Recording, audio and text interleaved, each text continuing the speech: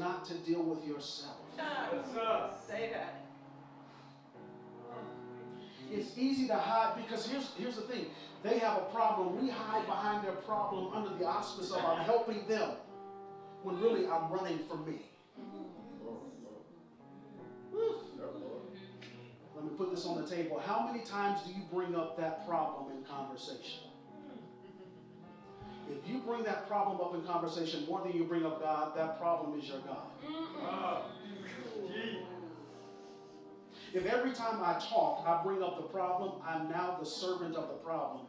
That's my God. Are you still there? Yes. And so now we're going to let God be God. We're going to release the problem. That doesn't mean I abandon you. What that means is I can't be God for you. Verse 19, hearken now unto my voice.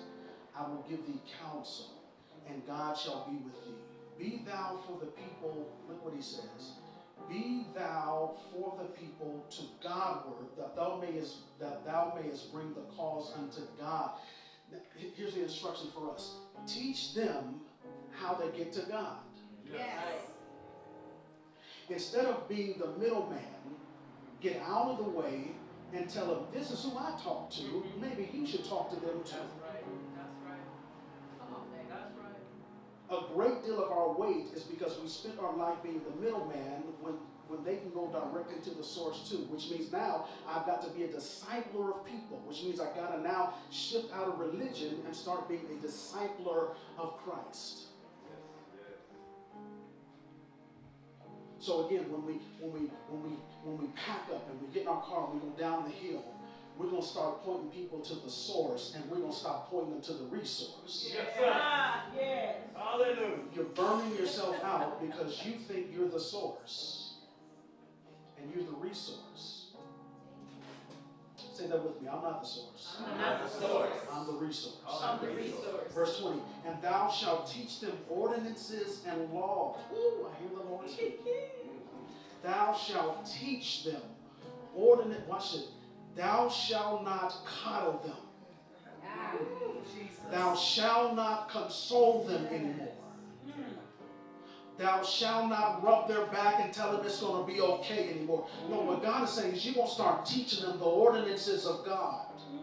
Because it's not by power nor by might, but it's by the Spirit of God that they're going to get their transformation. And you talking to them hasn't transformed them thus far. So let me get some God in your life. Moreover, thou shalt provide unto all the people, you're going to teach them the laws, and thou shalt show them the way wherein they must walk and the work they must do. It's time for you, yes, Lord, it's time for you now to start discipling your problems and discipling the issues that come your way.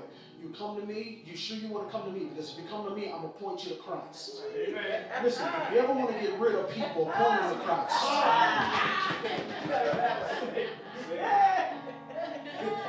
You'll find out people aren't as 5150 as you think they are when you start saying, meet me at prayer at 5 a.m.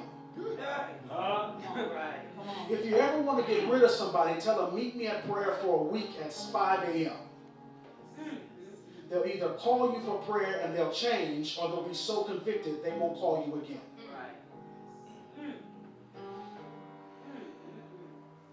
Moreover, verse 21, thou shalt provide out of all the people able, listen, I want you to lean in here. Moreover, thou shalt provide out of all the people able men, such as fear God, men of truth, hating covetousness, and place such over them. Look what God says. He says, now, when all these people start coming to you, I want you to now send them to people who can really help them. If they need a therapist, send them to the therapist. Stop trying to be the therapist. If they need a weight trainer, send them to a trainer. Stop trying to be their trainer. But whoever it is that they need, stop being everything for everybody. Because you're burning yourself out.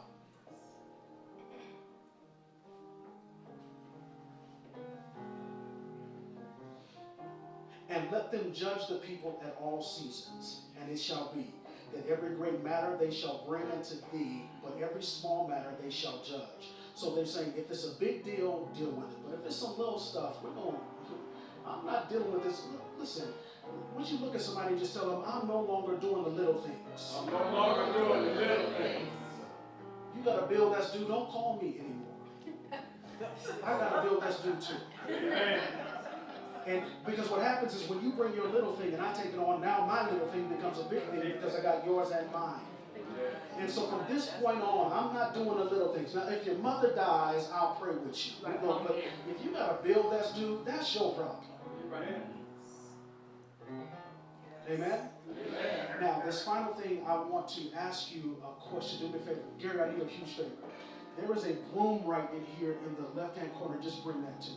I want to ask you a question. What does the word balance mean to you? Steve, thank you. Give me 5 more minutes. Thank you, man.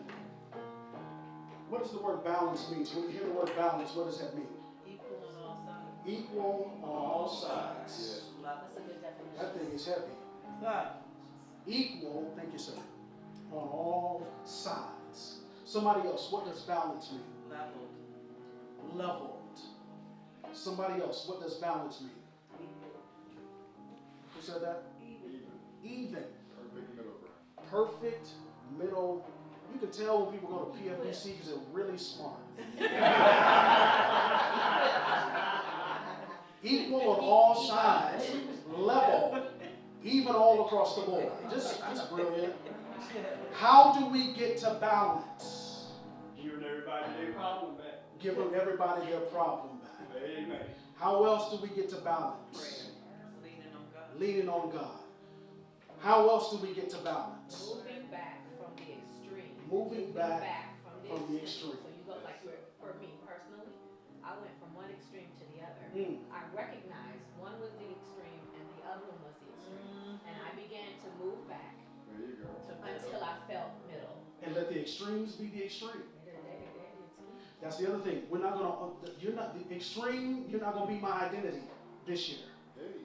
I've let the extreme identify me, but we're not doing that. Let me show you balance. So if I were to balance this broom, right? I'm balancing the broom. How am I balancing the broom? Moving. I'm adjusting Do it. to whatever comes my way. That's impressive. Balance is not being still and letting everything stand still. Yes, sir. Balance is the capacity to say whatever hits my life, That's right. I can adjust That's so that I don't lose what I'm holding on to. Hey. See, you thought you didn't have balance because things were still coming your way. But what I want you to hear and understand is you had balance the whole time because you're still alive. You still have it in your hand and you never dropped it. That's right. See, as long as I don't drop it, I am administering balance. But the moment I drop it, I lose my balance. So when things come your way, your only responsibility is to adjust so that I don't lose what God has given me to hold on to. That's right. Somebody shout, I just got to adjust. I just got to adjust. Things are going to come your way. As long as you are alive, things will come your way. Yes. Your only responsibility is not to be God. It's not to be that strong. In fact, let me tell you this. The Bible says that when I am weak, the Bible says, then am I strong. Which means my greatest strength comes at my greatest weakness. My strength does not kick in until I'm weak. How do I know that? Because God says that not by power nor by might, but by my spirit. So He is my strength. Yes, sir. So the balance is not about me always getting it right. The balance is not about me always making the right decisions. But the balance is that no matter what comes my way, I must stay under what God has given me to do. Amen. Here's the other thing about balance, T. I'm going to look crazy to some people. But you don't know what God has given me to do. Say it, man. You don't know what I'm about to drop if I focus on you. So let me take my eyes off you and focus on what he's given me to do. Because if I focus on you, I'm going to drop what he gave me because I lost my balance. All right. Somebody shout balance. Balance. Somebody shout, you are not my problem. You are not my problem.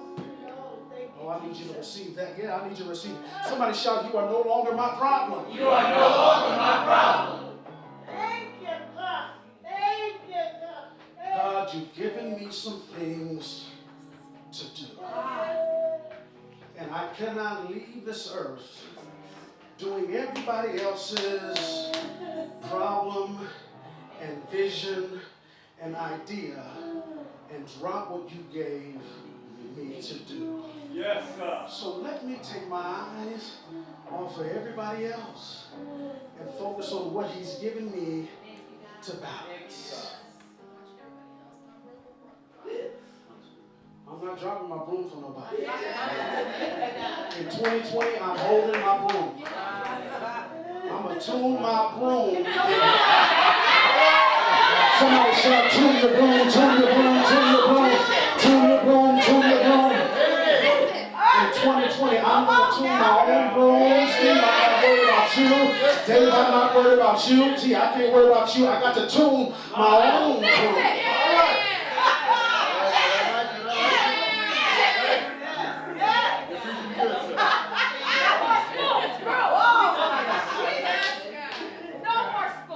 Somebody shout, tune your broom, tune your broom. If we don't do anything else, leaving 2019 and stepping into 2020, I've made up my mind when I get down that hill, I'm going to tune my broom. Everybody standing. Everybody standing. Everybody standing. Word. Good word. Just grab somebody's hand if you would. Hallelujah.